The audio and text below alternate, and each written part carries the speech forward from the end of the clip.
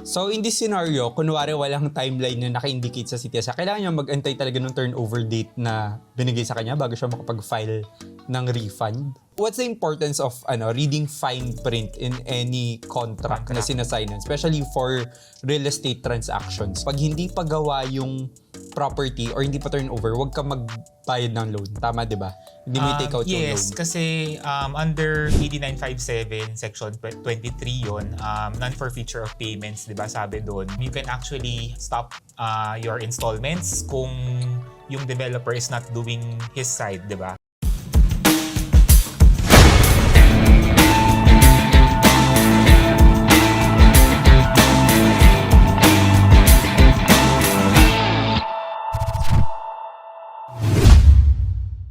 Hello Real Pros! Welcome back to my YouTube channel. This is Richard C, your real property expert. And for today's vlog, we have a very special guest who will be answering your legal questions. I did ask you Real Pros on my community page to give me some legal questions or your problems when it comes to condominium buying. So today we have a very special guest who is a CPA and real estate lawyer. We have my very good friend, attorney Peter Michael Pua. Good afternoon, attorney. Good afternoon, Richard. Thank you for the wonderful introduction. I'm so pleased to be invited dito sa Real Pro channel. Yes, mag-hi ka naman sa mga Real Pro natin all over the world. Hi guys. Ayan, so I know that buying condominiums lately, masakit siya sa ulo. Marami siyang problems. Developers nagiging very strict sila with this and that. So kaya yung mga Real Pros natin, talagang may mga questions sila about legal na for sure you'll be able to answer in this vlog. Of course, I'll be happy to help out our Real Pros. Ayan, okay, sige. So we're very lucky today to have attorney Peter Pua here. Okay, before we start, could you give a short introduction, attorney? Ano bang kinabibisihan mo lately or ano ginagawa mo? So I'm Peter Michael Pua. So I'm a lawyer and a certified public accountant here in the Philippines. So my practice area is taxation. I've been practicing tax for more than 3 years now. And I'm also starting to practice real estate transactions since it's kind of related also to tax in a way. So yun yung focus ko ngayon. And I also understand that you're an expert in terms of negotiations, di ba? Yeah. Negotiations come in handy, especially in tax audits kay BIR. So, yun. Ayan, yung mga may problem sa tax lagi. Ayan. Okay, sige, start na tayo, attorney. So, first question is, I would like to know about no refund policy. I paid my reservation via mobile bank app. Pero after ko makapag-paid ng reservation, may email ako na-receive na they are following the no refund policy. After 3 days, I wanted to demand the refund since nagka-problem sa family and need money. How would I go with it po? Thanks for answering. Thank you for that question. It would actually depend on the terms of the reservation agreement. So before even signing yung reservation agreement, we should be able to browse through the provisions and understand yung stipulations doon. So some of the developers actually allow the refund of the reservation fee. So kailangan po nating ma-check kung ano yung terms na nakalagay talaga sa RA para malaman natin if you're allowed to be reimbursed for the reservation fee. Okay, yeah. And minsan sa reservation agreement, may mga situations din kung kailan refundable ang isang reservation. Let's say, for example, gusto mo magpalit ng unit or gusto mo mag-upgrade ng unit. Pero most of the time, if wala kang valid reason, hindi talaga siya refundable. So I think dapat dito yung mga natin, like when you're buying a condo, I think dapat talaga dito yung alam mo decided ka talaga na bibilhin mo talaga, hindi ka pwede maging impulsive. Tsaka yung hindi siya uniform for all developers. Iba-iba din yung policies nila. Correct, yeah. Iba-iba. And then of course, because wala ka pang CTS, nakabase ka pa lang sa reservation agreement. So, a lot of my buyers din kasi they don't read naman talaga the reservation agreement or the fine print sa developer, di ba? Usually, kayo lang daw mga lawyers or attorney nagbabasa ng fine print. Pero, what's the importance of reading fine print in any contract na sinasignan, especially for real estate transactions, kunwari?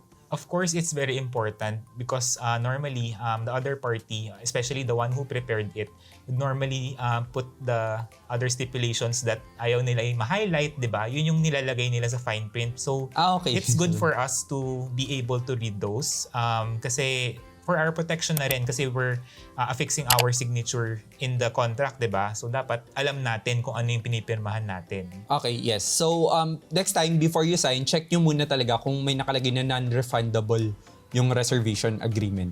I think yun, di ba? In Yes. summary. Okay, next question. Sir, what if 2 years ka nang nagbabayad mula nang mag-reserve ng condo pero until now, hindi pa nauumpisahan yung project? May possibility po ba na makapag-refund if ever hindi na ituloy yung pagkuha ng condo? So, the second question contemplates a scenario wherein hindi siya sure kung tutuloy pa ba niya because hindi pa nasisimulan yung project. So, feeling niya, ina-assume niya lang na hindi pasok sa timeline, I think. Yeah.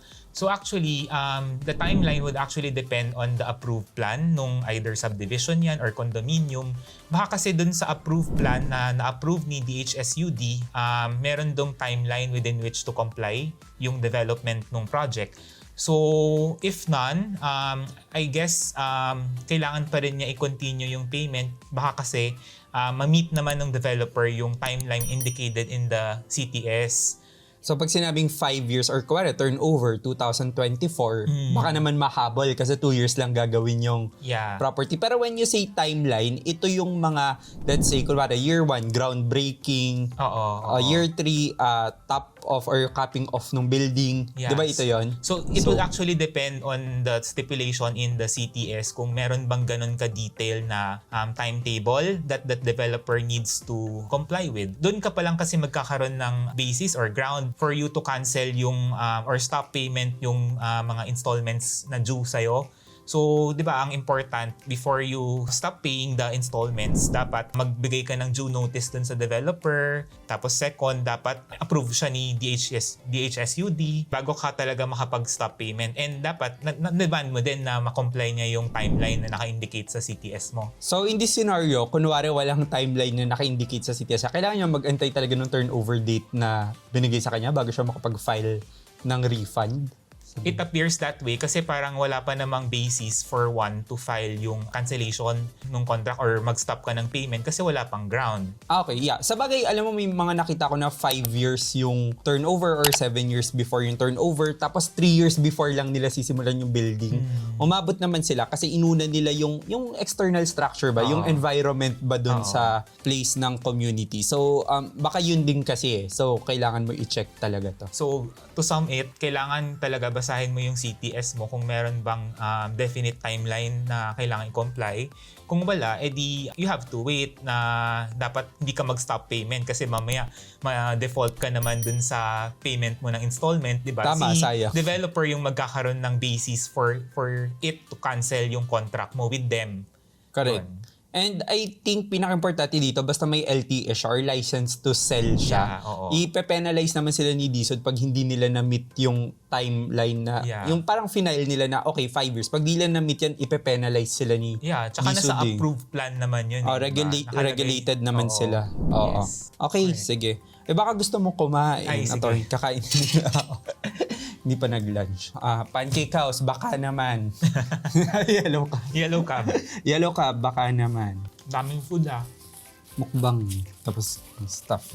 Ito, question 3. Sir, tanong ko lang, almost 3 years na ang housing loan, 18 months fully paid na rin. Hanggang ngayon, wala pang turnover sa unit. Maraming alibay ang developer at approve naman sa pag-ibig ang housing loan namin mag-asawa. Makakakuha pa ba kami ng equity? HLU-RB din ba kami magfa-file ng kaso para sa developer? God bless po. So, ang facts are, number 1, nagbabayad na siya for 18 months installment. And then, second fact is naka-apply na siya sa pag-ibig. Under pag-ibig yung loan. So, technically na-take out na yung loan.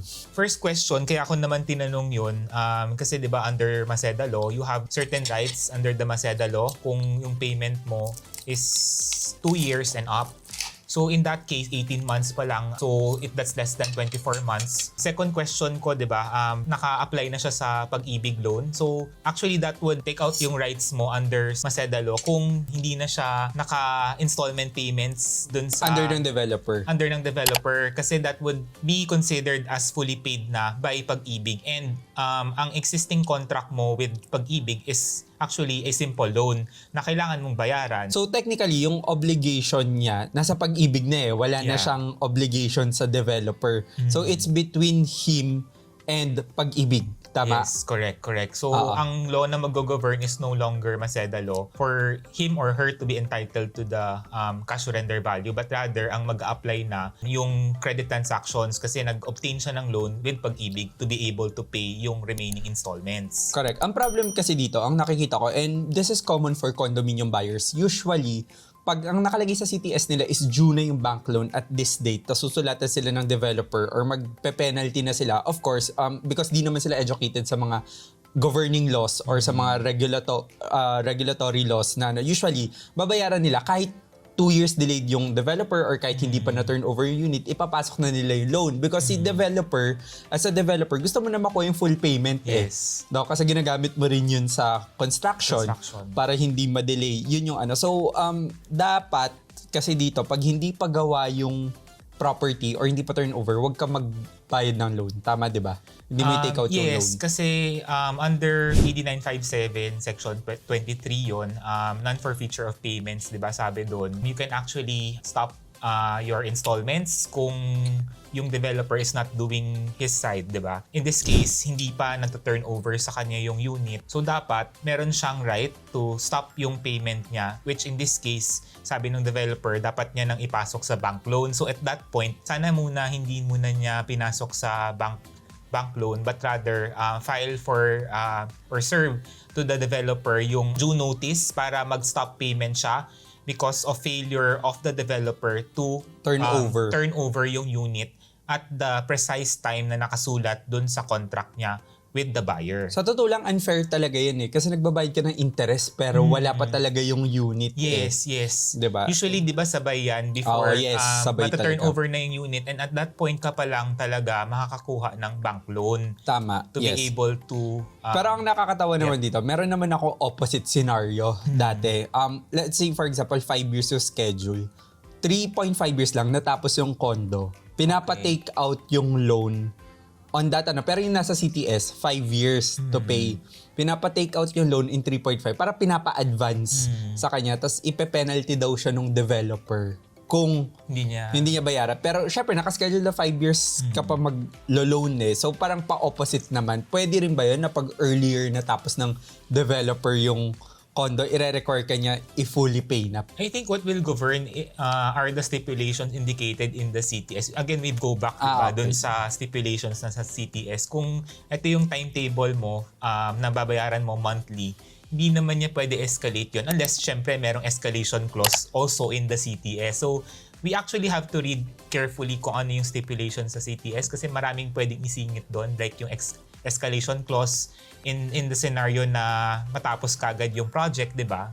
Yun. Tama. Okay. So, again, going back sa advice ni attorney, always read your documents before signing. No? Yun. I think it's also worth it talaga to pay for, lawyers or legal kung hindi mo rin talaga maintindihan yung nasa contract just to do the due diligence for you para alam mo yung, diba, sinasignan mo. Okay. Ito, attorney. Sabi niya, ito more on processes to So, sabi niya, hello, I sent my due notice demand letter to the developer and filed a formal complaint to DSUD. What should I do next if the developer ignore my demand for full reimbursement? For full reimbursement, so that's assuming na nag-file siya ng cancellation. Actually, hindi ka naman talaga pwede mag-full reimbursement kasi kino-cover lang.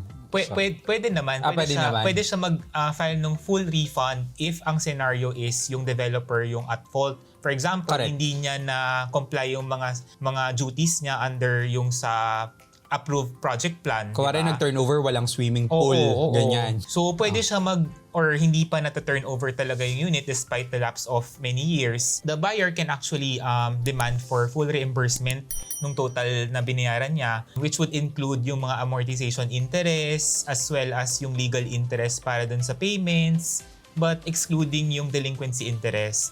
So, it would also apply kung hindi nasunod yung approved project plan ni DSUD, di ba? Yun. Okay. Pero like, for example, ito, yun na nga, hindi na nga nasunod. And tapos ngayon, nagdi-demand siya ng full reimbursement. Hindi daw siya pinapansin nung developer. And nag-file na rin daw siya ng formal complaint sa DSUD. Pero I think, parang, hindi ko alam kung binalikan na siya ng DSUD or sabi niya, ano ba dapat gawin niya dito? I think as an option, pwede siya mag-file ng complaint for the kung talaga grabe na yung ginagawa ng developer no na hindi na siya pinapansin, pwede niya actually mag-file ng revocation nung certificate of registration or NLTS nung developer.